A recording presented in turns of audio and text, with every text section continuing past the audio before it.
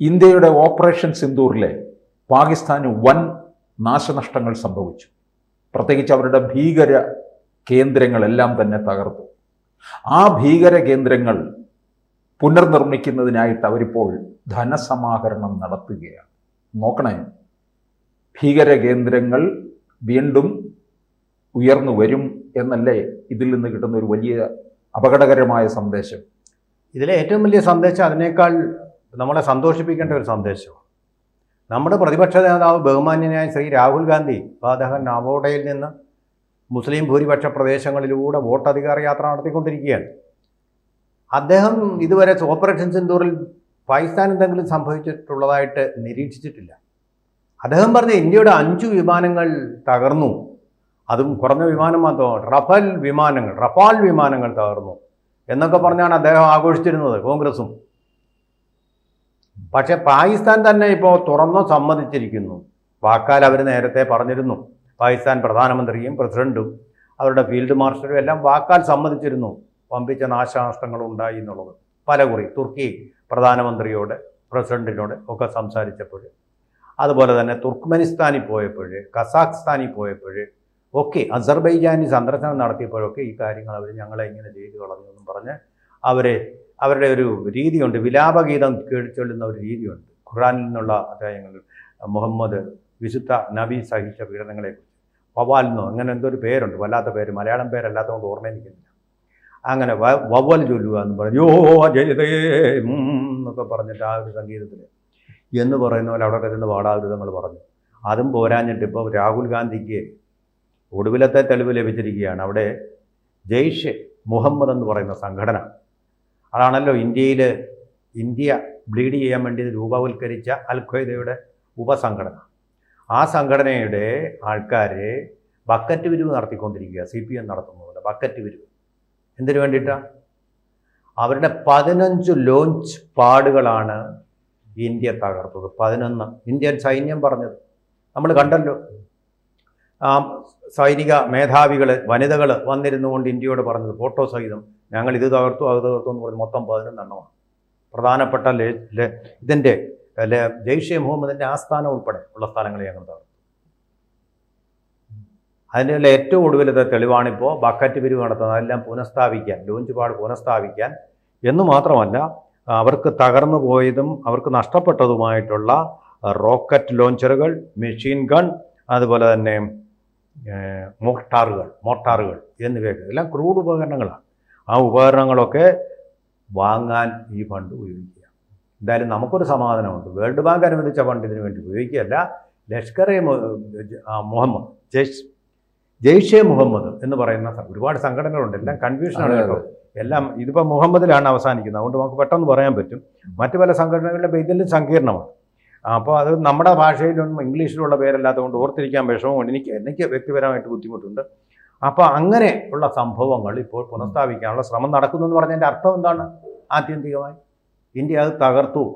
ഇനിയെങ്കിലും ജെയ്ഷെ മുഹമ്മദ് ആയതുകൊണ്ടെങ്കിലും രാഹുൽ ഗാന്ധിയോട് ഒരപേക്ഷയേ ഉള്ളൂ, അങ്ങ് ദയവായിട്ട് ഇതെങ്കിലും വിശ്വസിക്കണം. ഇന്ത്യ ഗവൺമെൻറ് പറഞ്ഞാൽ താങ്കൾ വിശ്വസിക്കത്തില്ല. ഇന്ത്യയുടെ സൈനിക കമാൻഡർമാർ, വ്യോമ കമാൻഡറും അതുപോലെ തന്നെ ആർമിയുടെ കമാൻഡറും പറഞ്ഞാലും താങ്കൾ വിശ്വസിക്കുകയില്ല. ചീഫ് ഓഫ് ആർമി സ്റ്റാഫ് പറഞ്ഞാലും താങ്കൾക്ക് വിശ്വാസമല്ല.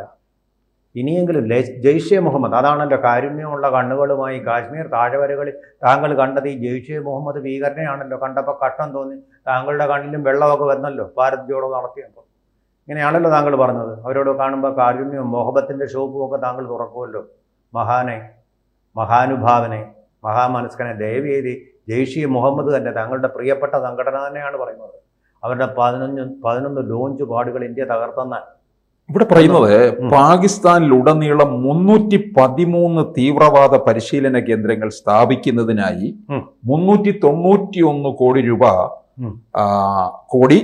പാകിസ്ഥാൻ രൂപ സമാഹരിക്കാൻ ലക്ഷ്യം വെച്ചാണ് സംഘടന ക്യാമ്പയിൻ ആരംഭിച്ചിരിക്കുന്നതായിട്ടാണ് റിപ്പോർട്ടിൽ പറയുന്നത്. രാഹുൽ ഗാന്ധി നല്ലൊരു തുക കൊടുക്കുമെന്ന് നമുക്ക് പ്രതീക്ഷിക്കാം, ന്യായമായിട്ടും. കാരണം ഈ 313 തീവ്രവാദ പരിശീലന കേന്ദ്രങ്ങൾ എന്ന് പറഞ്ഞാൽ അവിടെ അപ്പം ആശുപത്രിയും മറ്റ് ക്ഷേമ കേന്ദ്രങ്ങളും ഒന്നുമില്ലേ?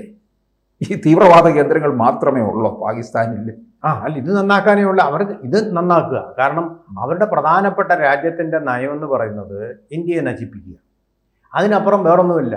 പാകിസ്ഥാൻകാർ പട്ടിണി കിടന്ന് ചത്താലും കുഴപ്പമില്ല, വിദ്യാഭ്യാസമില്ലാതെ അവിടുത്തെ സ്ത്രീകൾ പോയാലും കുഴപ്പമില്ല, അവിടെ പിന്നെ ആട്ടാവില സ്വർണത്തിൻ്റെ വിലയോളം ഉയർന്നാലും ഒരു കുഴപ്പമില്ല, അവിടെ ബലൂചിസ്ഥാനിൽ ബലൂച്ച് നാഷണൽ ആർമി പട്ടാളക്കാരെ കൊന്നാലും പ്രശ്നമില്ല. ഇന്ത്യക്കാർ നന്നാവരുത്. ഇന്ത്യ നന്നാവുന്നത് ഈ ഇത്രയും അയൽ സ്നേഹമുള്ള പാകിസ്ഥാൻ ഒരിക്കലും സഹിക്കുകയില്ല. നമ്മുടെ രാഹുൽ ഗാന്ധിക്ക് സഹിക്കാത്തതുപോലെ തന്നെ പാകിസ്ഥാനും അത് സഹിക്കുകയില്ല, ഭീകരവാദി സംഘടനകൾക്കും സഹിക്കുകയില്ല. അപ്പോൾ അവരുടെ പ്രധാനപ്പെട്ട നമ്മളിവിടെ പിന്നെ റോഡുകൾ പണിയുന്നു, അതുപോലെ തന്നെ കോറിഡോറുകൾ, ഹൈവേ കോറിഡോറുകൾ പണിയുന്നു, ആ ടണലുകൾ പണിയുന്നു, അതുപോലെ തന്നെ നമ്മുടെ പുതിയ IIT വരുന്നു ഇപ്പോൾ അസാമിൽ. അങ്ങനെയൊക്കെയുള്ള കാര്യങ്ങളിലാണ് നമ്മുടെ ശ്രദ്ധ. അല്ല ലോഞ്ച് പാഡ് ഉണ്ടാക്കാനും മറ്റുമല്ല. പ്രതിരോധത്തിന് വേറെ ഫണ്ട് വെച്ചിട്ടുണ്ട്, അത് നമ്മൾ മുന്നോട്ട് റഷ്യയുമായിട്ട് ചേർന്ന് പോകുന്നു, അത് വേറെ കാര്യം. അത് എല്ലാ കാലത്തും നമ്മൾ സ്റ്റേറ്റ് ഓഫ് ദി ആർട്ട് ടെക്നോളജിയിലേക്ക് നമ്മൾ പരിവർത്തനം ചെയ്തിട്ടുണ്ട്. AK ആൻ്റണിയുടെ കാലത്തിന് മുമ്പ് പ്രതിരോധ മന്ത്രി മുമ്പും AK ആൻ്റണിക്ക് ശേഷവും. AK ആൻ്റണി എന്നപ്പോൾ നിഷ്ക്രിയനായിരുന്നു, അതെ, നമുക്കൊന്നും ചെയ്യാൻ പറ്റില്ല എന്നും പറഞ്ഞ് എന്നെ കൊണ്ട് ഇതൊന്നും പറ്റില്ല. അദ്ദേഹം പിന്നെ കോൺഗ്രസ് അല്ല ഏത് കാലത്തും അങ്ങനെ നിർഗുണമായിട്ട് അങ്ങനെയായിരുന്നു. അതെ, എനിക്കിതും പറ്റില്ല എന്നും പറഞ്ഞിട്ട് പുള്ളി അങ്ങ് ഒഴിഞ്ഞു മാറുകയാണ് ചെയ്തിരുന്നത്. അതിനുശേഷം വമ്പിച്ച പുരോഗതിയാണ്. ജവഹർ ടണൽ, അടൽ സേതു, ഇങ്ങനെയൊക്കെയുള്ള പല പദ്ധതികളും ഇന്ത്യ നടപ്പാക്കി മുന്നേറിക്കൊണ്ടിരിക്കുമ്പോൾ ഇതിപ്പോൾ ഏറ്റവും പുതിയ സെമി കണ്ടക്ടർ, ഇന്ത്യയുടേതായിട്ടുള്ള സെമി കണ്ടക്ടർ ഇറങ്ങാൻ പറയും ആത്മനിർഭർ ഭാരതിലൂടെ. ഇപ്പോൾ എണ്ണയെക്കാളും പെട്രോളിനേക്കാളും സ്വർണ്ണത്തിനേക്കാളും വജ്രത്തിനേക്കാളും ഏറ്റവും വില കൂടിയ ഒരു സാധനമാണ് ഈ സെമി കണ്ടക്ടർ എന്ന് പറയുന്നത്. ആ സാധനം ഇന്ത്യ ഇറക്കാൻ പോവുകയാണ് ഒരു മാസത്തിനുള്ളിൽ. അതിപ്പോൾ ലോഞ്ച് ചെയ്യാൻ പോകാമെന്നുള്ളത്. ചൈന മാത്രമാണ് ഇന്ത്യക്ക് ഇപ്പോൾ ഒരു വെല്ലുവിളിയായിട്ടുള്ളത്. ആ ചൈനയുടെ ആ സ്ഥാനം കൂടെ കരസ്ഥമാക്കിക്കൊണ്ട് ചൈനയ്ക്കും വെല്ലുവിളിയായിട്ട് തീരാൻ പോകും. അപ്പോൾ അങ്ങനെ ഒരു അവസ്ഥയൊന്നും രാഹുൽ ഗാന്ധിക്ക് ഇതൊന്നും തീരെ ഇഷ്ടപ്പെടുന്നില്ല. അപ്പോൾ അങ്ങനെ ഒരു അവസ്ഥയിൽ പാകിസ്ഥാൻ എന്താ ചെയ്യുന്നത്? അവരുടെ ഭീകരതാവളങ്ങൾ പുനർനിർമ്മിക്കുക. ഭീകരതാവളങ്ങൾ മാത്രമല്ല, വിമാനത്താവളങ്ങൾ നമ്മൾ തകർത്തു. അവിടെ ഇപ്പോൾ ഇൻഫ്രാസ്ട്രക്ചർ ഇതുവരെ ഡെവലപ്പ് ചെയ്യാതിരിക്കുക. ഞാൻ വേൾഡ് ബാങ്കിൽ നിന്ന് ഫണ്ട് ഇനിയിപ്പോൾ അമേരിക്കയിൽ പോയിട്ട് അവിടുന്ന് കിട്ടും, ട്രംപ് അമ്മാവും കൊടുക്കും. കാരണം അവൻ റഷ്യയുമായിട്ട് ചേർന്ന് അവൻ റഷ്യയുമായിട്ട് പോവുകയാണ്. എന്നാൽ പിന്നെ നമുക്ക് ഒരുമിച്ച് നമുക്ക് അങ്ങ് ചങ്ങാത്തം കൂടാമെന്ന് വിചാരിച്ചിട്ട് അതുമായിട്ട് ആ ചങ്ങാത്തം വെച്ചുകൊണ്ട് ഇനി ഫണ്ട് അവിടുന്ന് കിട്ടി തുടങ്ങും. അപ്പോൾ അങ്ങനെ വരുമ്പോൾ ഈ ലോഞ്ച് പാടുകൾ ഇനിയും ആവശ്യിക്കുന്നു. പക്ഷേ നമ്മളിനി വെക്കാൻ പോകുന്നത് S-400 വെച്ചാൽ ഇത് മുഴുവൻ തകർക്കുന്നത്. അതിൻ്റെ അടുത്ത ജനറേഷൻ S-800 എന്ന് പറയുന്ന സംഭവം വരാൻ പോവുകയാണ് മോസ്കോയിൽ. ഇത് വന്നു കഴിഞ്ഞാൽ ഉണ്ടല്ലോ, ഹൈപ്പർസോണിക്കായിട്ടുള്ള വിമാനങ്ങൾക്ക് പോലും ഇതിൽ നിന്ന് രക്ഷപ്പെടാൻ പറ്റില്ല. F-35 നമ്മൾ അന്നേ തകർത്ത് കഴിഞ്ഞു അമേരിക്കയുടെ. പാകിസ്ഥാൻ അതാണ് അണിനിരത്തിയത്. S-400 ഉപയോഗിച്ച് F-35 സീരീസിലുള്ള അമേരിക്കയുടെ ഏറ്റവും പുതിയ ടെക്നോളജിയിലുള്ള വിമാനങ്ങൾ നമ്മൾ തകർത്തു. ഇനിയിപ്പോൾ വരാൻ പോകുന്നത് നമ്മൾ അതിൻ്റെ ഏറ്റവും പുതിയ മോഡലായ S-800 ഉപയോഗിച്ചുകൊണ്ട് ഏത് അമേരിക്കൻ ആയുധങ്ങൾ കൊടുത്താലും അതിനെ മുഴുവൻ നിർവീര്യമാക്കും, തകർക്കും. ആ ഒരു സ്റ്റേജിൽ ഇന്ത്യ അതിലാണ് ശ്രദ്ധിക്കുന്നത്. അല്ല ഭീകരത വളർത്തുക, ഏതെങ്കിലും മതങ്ങളെ പ്രീണനം ചെയ്യുക, അതൊന്നുമല്ല ഇന്ത്യയുടെ ശ്രദ്ധ.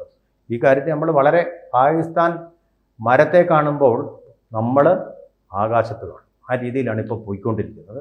അതുകൊണ്ട് ഈ ലോഞ്ച് പാടുകളും കൊണ്ട് വന്ന് ഈ റോക്കറ്റുകളൊക്കെ ഇങ്ങോട്ട് വിക്ഷേപിച്ചാൽ ഒരു ഫലവും അത് ഉണ്ടാക്കുകയില്ല. കാരണം അതിനെ പ്രതിരോധിക്കാനുള്ള സംവിധാനം ഉണ്ടായിക്കഴിഞ്ഞു. ഓപ്പറേഷൻ സിന്ദൂർ ഇപ്പോഴും ഓപ്പറേഷനിലാണ്, ഡിസ്ഫങ്ഷനിലല്ല. ഇനി ഒരു ഭീകരാക്രമണം പിന്നെ ഉണ്ടായിട്ടില്ലെന്ന് വരെ. ഉണ്ടായാൽ സർവം ഭസ്മം മാത്രമേ പറയാം. കൂടുതൽ വാർത്തകളും വിശേഷങ്ങളും നിങ്ങളിലേക്ക് എത്താൻ ABC മലയാളം സബ്സ്ക്രൈബ് ചെയ്യുക, ബെൽ ബട്ടണും അമർത്തുക.